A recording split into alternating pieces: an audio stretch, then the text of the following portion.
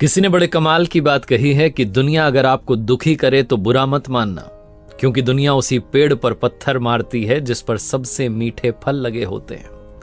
नमस्ते दोस्तों, मैं हूं आरजे कार्तिक। एक बड़ी छोटी सी कहानी एक भक्त की। गांव में रहते थे, उनसे जब भी कोई पूछता था क्या हाल चाल है तो हमेशा कहते थे ठाकुर जी जाने, मेरे हाल तो वही जानते हैं। ठाकुर जी का बड़ा छोटा सा उस गांव में मंदिर था। ये जो भक्त थे, इनके परिवार में इनकी एक बिटिया थी, 2 बेटे थे।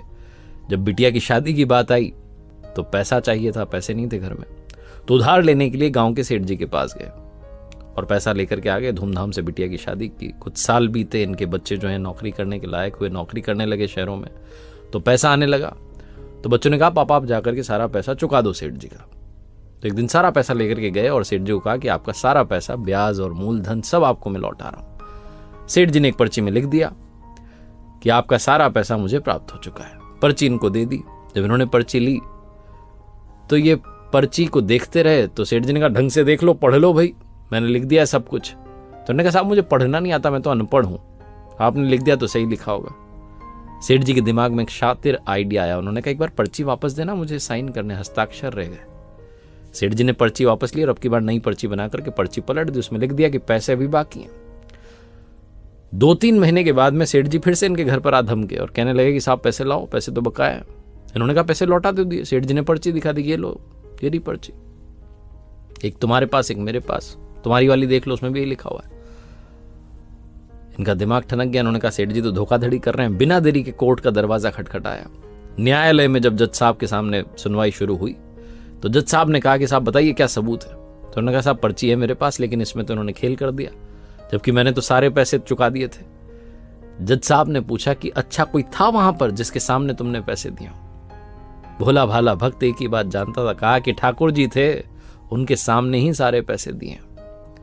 जज साहब ने कहा कि अगली तारीख पर ठाकुर जी को पेश होना होगा।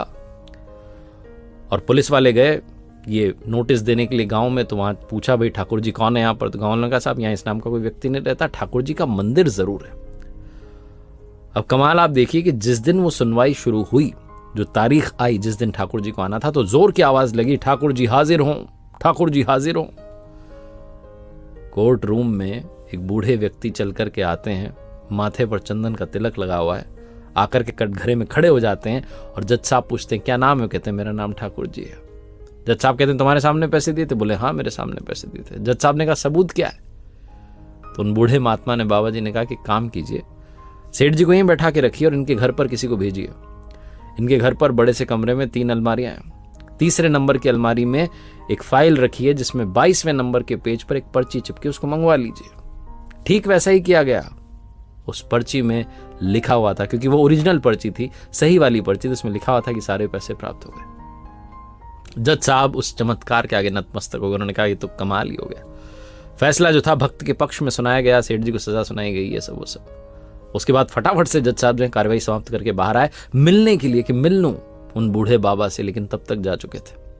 अगले दिन जज साहब गांव में गए और गांव में जाकर के उन्होंने पूछवाया कि ठाकुर जी कहाँ रहते हैं, कौन है ठाकुर जी? लोगों ने कहा साहब इस नाम का कोई आदमी नहीं रहता, ठाकुर जी का तो सिर्फ मंदिर है हमारे गांव में, जाकर के दर्शन कर लीजिए। उसी पल, उसी क्षण जज साहब ने कहा नौकरी छोड़ूंगा और आज से भक्ति ही भक्ति करूंगा। प्रभु को मैंने कोर्ट में खड़े रहने का आदेश दे दिया, इतना बड़ा पाप कर दिया। पूरे भारत के मंदिरों में घूमते रहे, मंदिरों की मिट्टी को अपने सर पर लगाते रहे, लेकिन कभी किसी मंदिर में नहीं बैठे, क्योंकि जब भी उनसे कोई पूछता कि बैठ जाइए, वो कहते थे नहीं, मैंने भगवान को अपने कोर्ट रूम में खड़े रहने का आदेश दे दिया, इतना बड़ा पाप किया, मैं मंदिर में बैठने के काबिल नहीं हूं। प्रभु की भक्ति करते रहिए, सही रास्ते पर चलते रहिए, प्रभु रास्ता जरूर दिखाएंगे और आपको संभाल लेंगे, गिरने नहीं देंगे। इतना विश्वास बना के रखिए।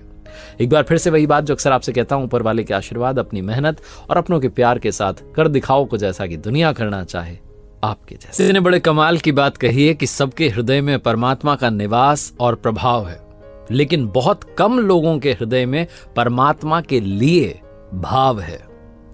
नमस्ते दोस्तों, मैं हूं आरजे कार्तिक। एक बड़ी छोटी सी कहानी एक भक्त की। प्रतिदिन हर सुबह मंदिर जाते थे और जब भीड़ नहीं होती थी, लोग नहीं आते थे, तो एकांत में तो चुपचाप रहते थे। लेकिन जैसे ही भीड़ बढ़ने लगती थी, जोर जोर से जयकारे लगाने लगते, जोर जोर से जो है भजन गाने लगते, कीर्तन करने लगते, और लोगों को लगता कि बड़ी कमाल की भक्ति कर रहे हैं, तो लोग जो थे उनका सम्मान करने लगे धीरे धीरे, और भगत जी कहकर के उनको बुलाने लगे। उनको बड़ा अच्छा लगता था। तो जैसे ही भीड़ बढ़ने लगती थी और जोर से गाने लगते थे और जोर से जयकारे लगाते थे, पूरा माहौल वो बना के रखते थे। महीने बीतते चले जा रहे थे, चतुर्मास का समय आया तो एक महात्मा जी वहां मंदिर में आकर के रहने लगे। उन्होंने कहा कि जो चतुर्मास है, जो 4 महीने हम यहीं रहेंगे और पूजा पाठ करेंगे। तो वहां उस मंदिर में जो भक्त आते थे उन्होंने बड़ा सम्मान किया महात्मा जी का। महात्मा जी बड़ी ज्ञान की बातें बताते थे। ये जो भगत जी थे ये नोटिस करते थे कि वो महात्मा जी जब भीड़ आती थी तो थोड़ा चुप रहते थे, ज्यादा दिखावा नहीं करते थे भक्ति का। कोई उनसे पूछता प्रश्न करता तो उसको जवाब देते थे। लेकिन जब भीड़ चली जाती थी, जब मंदिर में लोग कम हो जाते थे, तो फिर वो अपनी भक्ति करने लगते थे, भजन गाने लगते थे, जो भी उनका प्रोसेस था उसे करने लगते थे, ध्यान करने लगते थे। तो इन भगत जी ने पूछा एक दिन कि महात्मा जी मुझे बात समझ में नहीं आई, मेरा उल्टा सीन है। जब लोग नहीं होते तो मैं चुप रहता हूँ, लोग आते हैं तो मैं और जोर से जयकार लगाता हूँ और थोड़ा माहौल बनाता हूँ, लोगों को और प्रेरित कर रहा हूँ, कोशिश कर रहा हूँ, और आपको मुझे समझ नहीं आता। जब लोग आते हैं तो आप शांत हो जाते हो, लोग चले जाते हैं तो आप अपनी भक्ति करने लगते हो, ऐसा क्यों? तो उन महात्मा जी ने कहा कि समय आने पर आपको जवाब मिल जाएगा। कुछ महीने के बाद में इस व्यक्ति ने अपने लिए, जो भगत जी थे, उन्होंने अपने लिए नई चप्पलें खरीदी और ये मंदिर गए। तो नई चप्पल थी, चिंता इनको सता रही थी कोई चोरी करके ना ले जाए, कोई गायब ना कर दे, गायब ना कर दे। अंदर गए तो मन नहीं लग रहा था और रोजाने की तरह थोड़ी देर में भीड़ बढ़ने लगी। और जैसे ही भीड़ बढ़ने लगी सबको उम्मीद थी कि ये गाएंगे भजन। तो फिर इनको कहा किसी ने कि अरे आज चुप क्यों? तो इन्होंने भजन गाना शुरू किया, कीर्तन करना शुरू किया। वो जोर जोर से गा तो रहे थे लेकिन सारा मन जो था वो चप्पलों में अटका हुआ था कि चप्पल का क्या होगा। उस दिन बड़े बेमन से इन्होंने भजन गाए, प्रार्थना की। फटाफट से बाहर निकले तो जाकर के देखा चप्पल सुरक्षित थी। घर गए, शाम में भोजन प्रसादी करी, सो गए।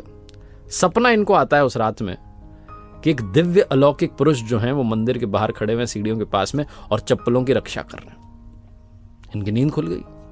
इन्होंने सोचा घर में किसी को बताऊंगा तो मुझे कहेंगे कि क्या पागलों ऐसी बातें करो, क्या बात कर रहे हो, ऐसा थोड़ा ना होता है। वो कोई मेरी बात को समझेगा नहीं, कि उसका रहस्य नहीं समझेगा। तो बिना देरी के मंदिर की तरफ भागे और जाकर के भगवान को प्रणाम करके महात्मा जी के पास गए और बोले कि देखो मैंने कल रात में एक स्वप्न देखा है, आप मुझे बताओ ऐसा सपना आया क्यों? बोले क्या सपना देखा? तो उन्होंने बताया कि एक दिव्य अलौकिक पुरुष थे, चप्पल की रक्षा कर रहे थे। महात्मा जी ने कहा, उनकी आंखों में आंसू आ गए। उन्होंने कहा कि ये दिव्य अलौकिक पुरुष जो तुम्हें दिखाई दिए वो कोई और नहीं, स्वयं प्रभु थे। प्रभु तुम्हारी चप्पलों की रक्षा कर रहे थे और तुम्हें समझा रहे थे कि तुम मंदिर में होकर भी चप्पल की सोच रहे हो और मैं मंदिर में होकर भी तुम्हारी चप्पल की रक्षा कर रहा हूं। जब तुम मंदिर में आ गए तो तुम्हें मेरे बारे में सोचना चाहिए था, तुम चप्पलों के बारे में सोच रहे थे और मैं मंदिर में तुम्हारे सामने था लेकिन तब भी तुम्हारी चप्पलों की रक्षा कर रहा था। अगर आपकी प्रार्थना सच्चे हृदय से है तो परमात्मा आपकी हर बात की चिंता करेंगे। आपको चिंता करने की आवश्यकता नहीं है, आपको सिर्फ उनकी चिंता करनी है, उनकी भक्ति की चिंता करनी है, और वो भी सच्चे हृदय से, सच्चे भाव से। उस दिन उस भक्त को समझ में आया कि ये जो महात्मा जी हैं ये एकांत में भक्ति क्यों करते हैं। बड़ी छोटी सी कहानी जिसका सार ये कहता है कि ऊपर वाले के आशीर्वाद के साथ आप कमाल कर सकते हैं अगर आप सच्चे हृदय से प्रार्थना करें। इसीलिए मैं कहता हूं ऊपर वाले के आशीर्वाद के साथ, अपनी मेहनत और अपनों के प्यार के साथ कर दिखाओ कुछ ऐसा कि दुनिया करना चाहे। आप